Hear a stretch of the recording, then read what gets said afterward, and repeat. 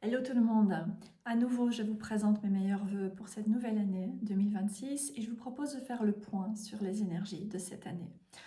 Mon ressenti est que 2026 risque d'être une année relativement complexe et je vais vous parler de mes ressentis par rapport à 2026, je parlerai de numérologie, de tarot et ensuite je réaliserai également un tirage. Donc nous venons maintenant de clore un énorme cycle sur le plan collectif, puisque 2025 était une année 9 sur le plan numérologique, une année qui nous a demandé de ralentir et d'examiner le passé pour pouvoir tirer des leçons de nos expériences et commencer à clore ce qui a besoin de l'être. Et là maintenant nous entrons en 2026, qui sur le plan numérologique est une année 1. Et donc il y a cette tendance effectivement à considérer que 2026 vient amener un grand nouveau départ dans notre vie. Et ça n'est pas nécessairement mon ressenti. Plus encore que les années précédentes, je pense que 2026 va nous montrer que ce n'est pas parce que nous passons à une autre année sur le plan calendaire que tout ce que nous avons vécu va maintenant être résolu et que nous allons pouvoir redémarrer sur du neuf. Même si nous faisons une longue liste de résolutions pour cette année. Donc,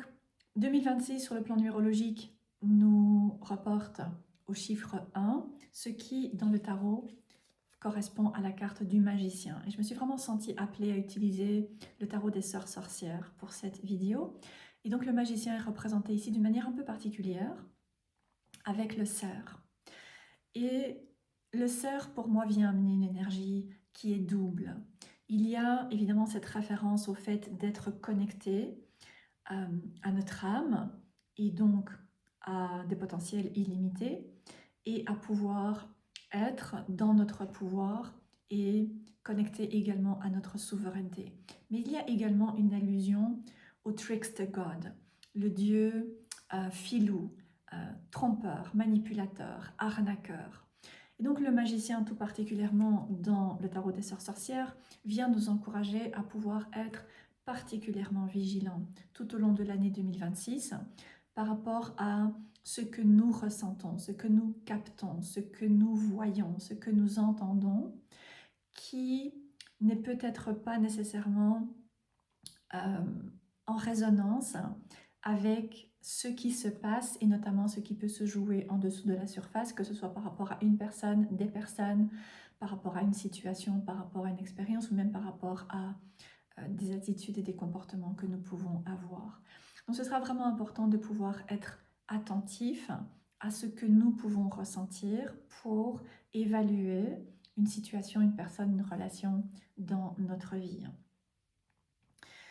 Et le cerf fait également référence au masculin sacré et vient indiquer qu'il y aura un processus de guérison de ce masculin sacré qui pourra être nécessaire, tout particulièrement si nous avons pu expérimenter le masculin dans notre vie en nombre, c'est-à-dire dans une énergie qui a pu être plus oppressive, plus oppressante. Et donc, commencer à être attentif à cela, réaliser un processus de guérison pour que nous puissions revenir dans notre propre souveraineté, que nous puissions nous sentir connectés à notre propre pouvoir et pour que nous puissions également nous sentir que nous pouvons être nous-mêmes, nous respecter, respecter qui nous sommes et pouvoir être également respectés par l'extérieur. Donc, lorsque nous avons réalisé ce puissant travail qui nous a été demandé par l'ermite, par l'année 9 en 2025, eh bien, nous pouvons commencer à expérimenter cet alignement et cette connexion puissante et profonde à nous-mêmes et à notre chemin. Ensuite, dans le tarot, le magicien est typiquement représenté avec les 4 éléments et le symbole de l'infini, pour venir suggérer que nous pouvons créer tout ce que nous désirons dans notre vie. Et c'est vraiment important, là aussi, de pouvoir être attentif à ne pas tomber dans l'énergie du magicien en ombre, qui est de croire que tout est possible, un peu comme par magie, et de tomber dans cette recherche finalement de solutions miracles pour pouvoir nous débarrasser d'une situation difficile, d'un problème récurrent, d'un problème peut-être qui dure depuis longtemps, et quelque part le faire disparaître un peu comme par magie. C'est important de pouvoir rester connecté au magicien dans cette énergie de responsabilité, de souveraineté dans notre vie, et donc d'utiliser la situation à laquelle nous sommes confrontés ou les situations auxquelles nous sommes confrontés et pouvoir utiliser nos propres compétences, nos propres talents pour tirer les leçons des expériences et permettre une résolution qui pourra être favorable. Donc pour moi, plus qu'un nouveau départ, 2026 vient amener cette énergie d'alignement qui, je pense, va vraiment être ce qui va dominer tout au long de l'année. Et si c'est difficile pour nous d'être alignés, si c'est difficile de pouvoir être au clair par rapport à qui nous sommes, par rapport à ce dont nous sommes capables, par rapport à quels sont nos talents, quels sont nos dons, eh bien à ce moment-là, nous allons devoir revenir en arrière et explorer la carte du fou. Et je vous montre ici la représentation dans le tarot des sœurs sorcières qui est également un peu différente. Mais le symbolisme est très intéressant parce que lorsque nous sommes vraiment confus parce que nous sommes quelque part happés par tout ce qui peut se passer autour de nous, le fou nous demande de pouvoir revenir à nous. Le fou qui est associé au zéro, nous demande quelque part de désemplir, de pouvoir faire table rase, nous couper peut-être de tout pendant un certain temps pour pouvoir nous reconnecter à notre nature instinctive, à notre nature intuitive également, à nos émotions, à nos désirs, à nos besoins, et nous permettre de commencer à nous retrouver dans un premier temps, et ensuite restaurer également davantage de clarté par rapport à ce dont nous sommes capables et ce que nous pouvons faire par rapport à certaines situations ou qui nous choisissons d'être dans notre vie par rapport à un domaine ou bien dans un sens beaucoup plus large. Donc lorsque nous sommes alignés, eh bien, nous pouvons vivre d'une manière qui nous permet d'être nous-mêmes et qui nous permet également de pouvoir nous épanouir, de développer nos potentiels et de pouvoir également réaliser notre mission, ce qui nous amène à pouvoir nous épanouir. Et donc, être aligné nous demande, ou peut nous demander également de faire preuve de discernement par rapport à ce qu'il peut y avoir autour de nous. Et avec l'explosion notamment d'Internet et toutes les vidéos et tous les posts sur les réseaux sociaux et toutes les informations qui sont partagées, eh bien je pense que c'est un message qui est d'autant plus puissant et qui nous encourage à pouvoir commencer à amener du discernement, parce que même si tout est possible, ça ne veut pas dire pour autant que tout peut se passer, et même s'il y a ces sources infinies d'informations, ça ne veut pas dire que tout est nécessairement bon pour nous, juste pour nous, et nous permet de pouvoir être alignés et nous réaliser pleinement, même si ça peut être extrêmement intéressant et attirant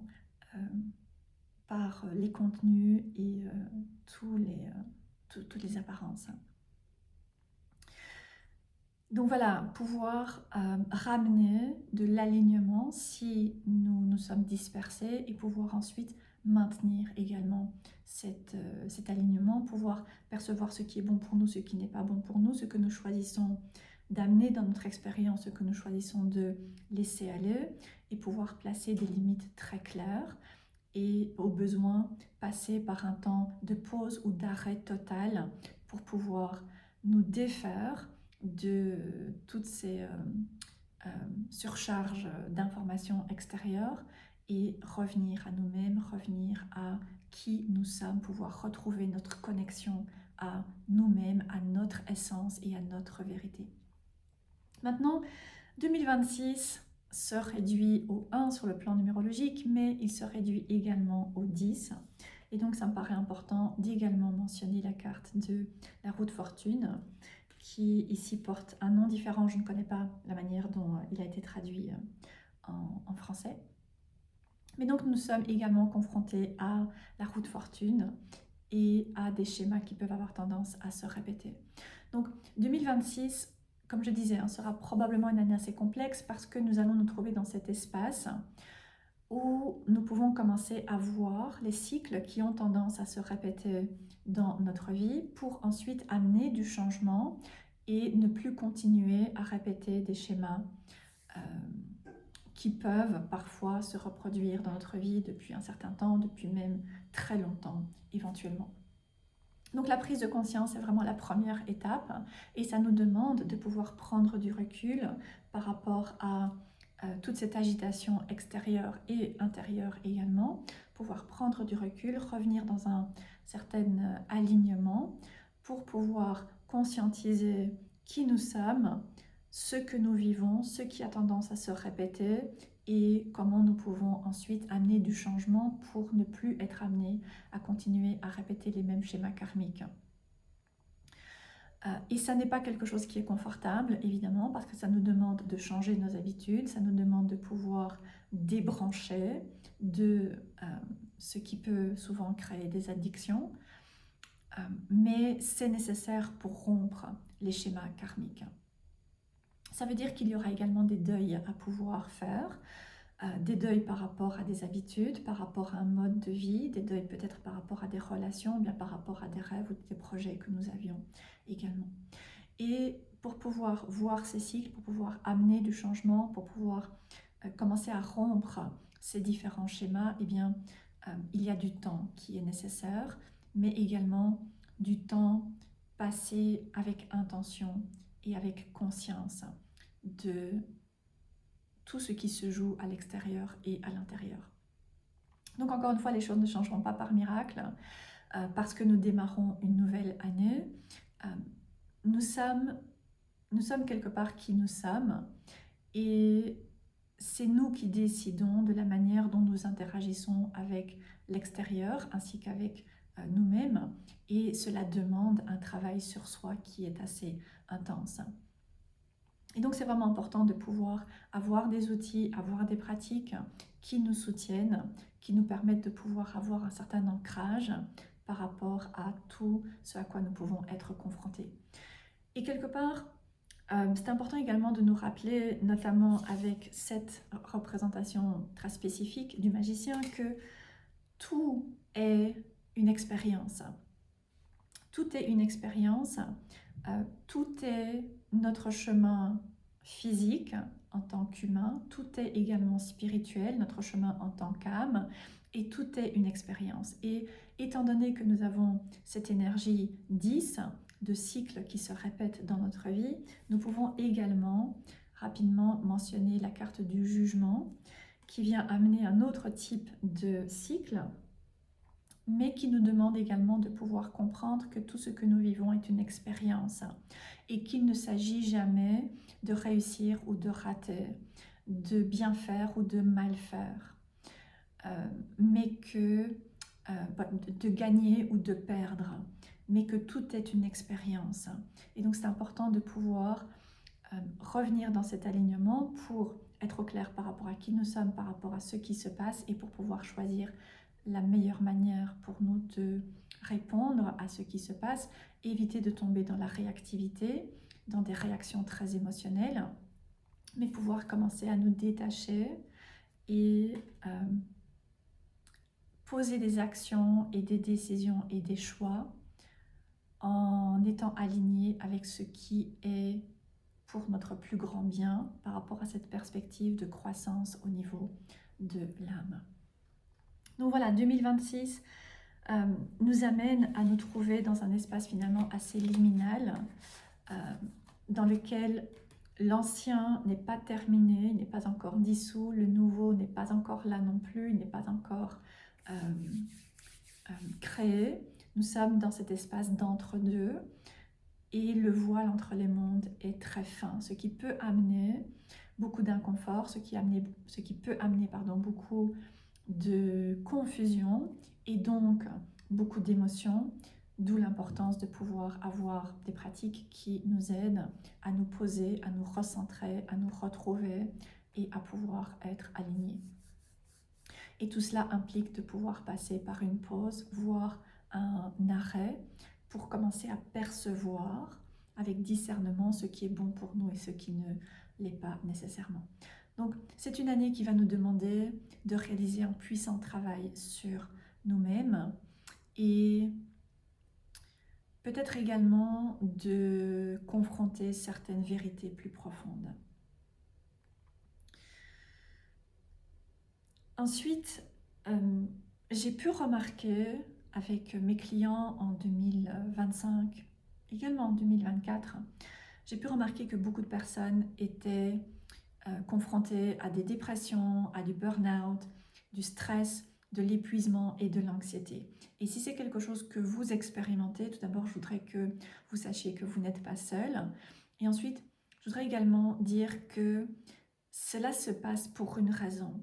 Et très souvent, la raison, c'est que nous ne nous autorisons pas à laisser certaines parts de nous être exprimées. Il y a des parts de nous que nous avons tendance à cacher et nous ne leur accordons peut-être pas l'attention dont elles ont besoin et cela se manifeste sous forme de dépression pour nous ramener encore une fois à nous-mêmes, revenir dans cette énergie du fou, désemplir, tout ce qui peut nous amener à nous disperser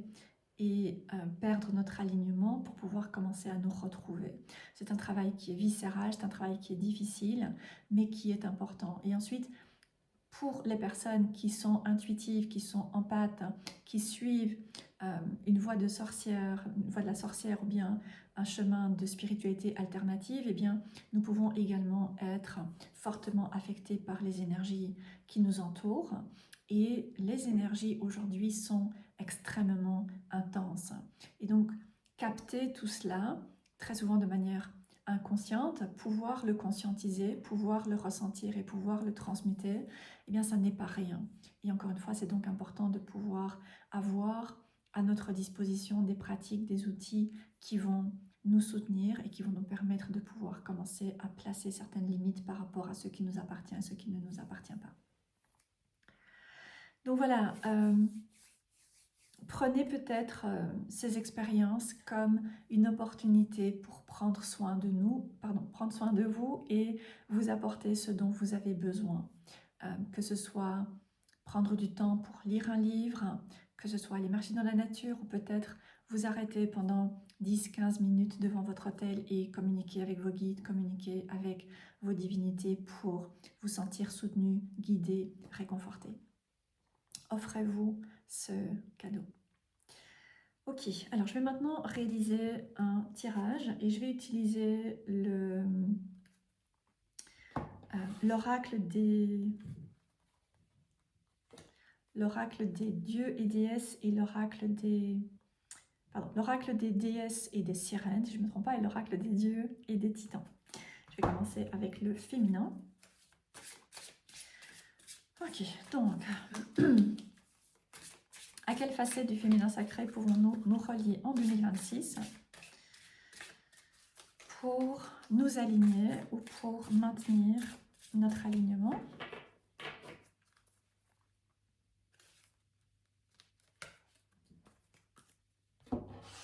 Et ensuite,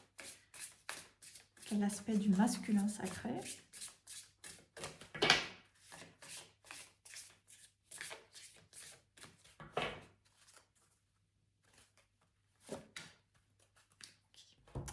Donc, nous avons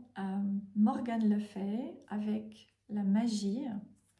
et pour le masculin Ganesh et les obstacles. Oui, les obstacles. Donc c'est un duo très puissant et quelque part je suis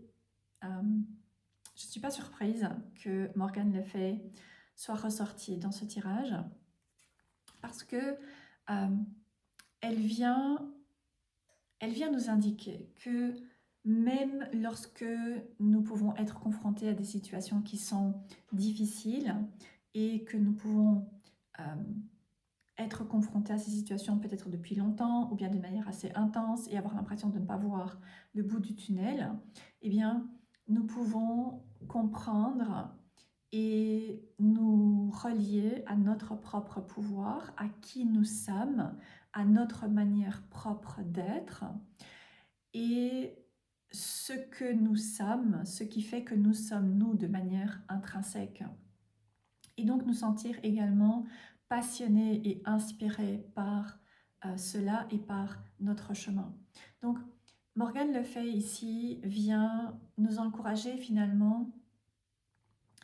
à prendre du temps pour, encore une fois, hein, comme je l'ai mentionné, comprendre qui nous sommes et pouvoir nous sentir à l'aise également avec qui nous sommes. Et ensuite, travailler avec les différentes énergies, travailler avec nos outils, avec nos pratiques, pour le plus grand bien de tous et également pour amener et favoriser un sentiment de paix dans notre vie, pour nous permettre de nous sentir en paix, de nous sentir connectés, de nous sentir guidés, de nous sentir accompagnés et soutenus dans ce que nous pouvons vivre. Ensuite, avec ce titre de magie, il y a également cette notion de rituel qui ressort, cette notion de rituel et d'intention et encore une fois d'alignement avec notre pouvoir personnel et avec également nos dons et nos talents. Et donc pouvoir nous relier à cet aspect de magie et d'énergie du féminin sacré et utiliser ce pouvoir, nos intuitions et notre connexion et notre pratique spirituelle dans un sens large pour méditer. Et je ne parle pas de méditer pour faire le vide, mais vraiment méditer par rapport à ce que nous vivons, pourquoi nous le vivons et ce que nous pouvons en comprendre, pour réaliser des rituels et pour avoir des pratiques qui vont nous accompagner, qui vont nous soutenir dans ce que nous vivons. Et ensuite, vraiment revendiquer cette médecine féminine. Donc, pouvoir être très clair par rapport à qui nous sommes. Encore une fois, pouvoir nous sentir à l'aise d'être qui nous sommes, ce qui implique de pouvoir placer des limites très claires,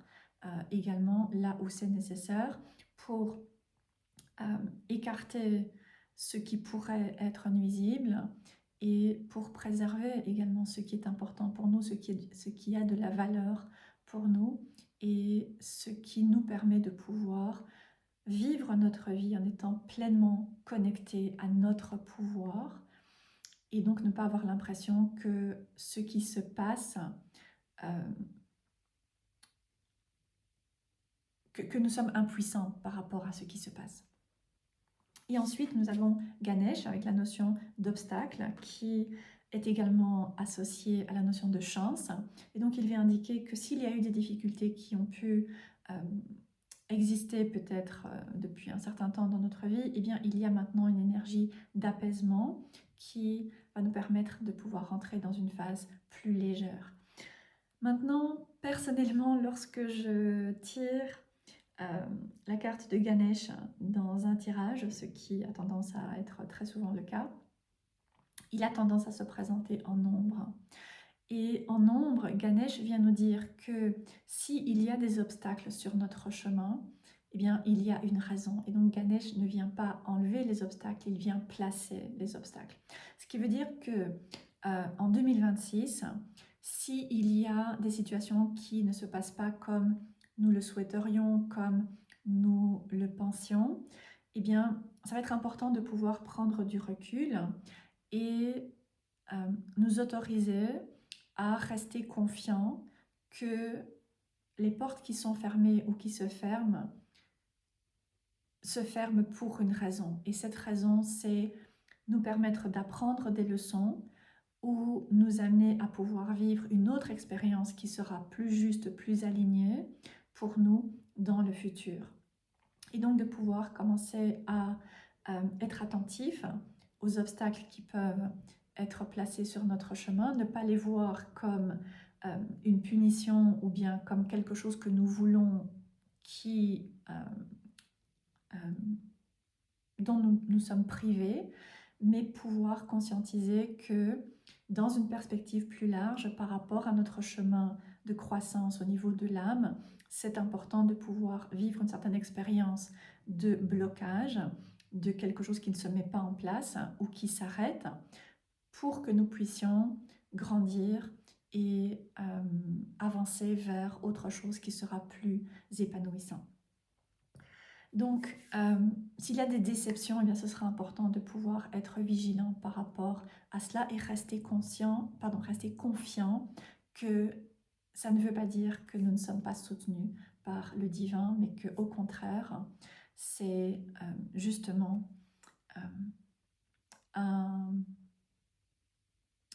une assistance de la part de nos guides ou de divinité. Donc voilà, c'est très intéressant d'avoir ces deux énergies parce qu'il y a d'un côté Morgane, ce féminin sacré qui est ici beaucoup plus actif, hein, qui nous demande de pouvoir consciemment nous connecter à qui nous sommes, à la magie du féminin, notre intuition, à peut-être notre pratique spirituelle pour nous sentir soutenus par rapport à ce que nous vivons, pour pouvoir être dans notre pouvoir. Et d'un autre côté, il y a le féminin sacré qui est ici beaucoup plus passif et qui vient nous dire que tout ce qui ne se met pas en place,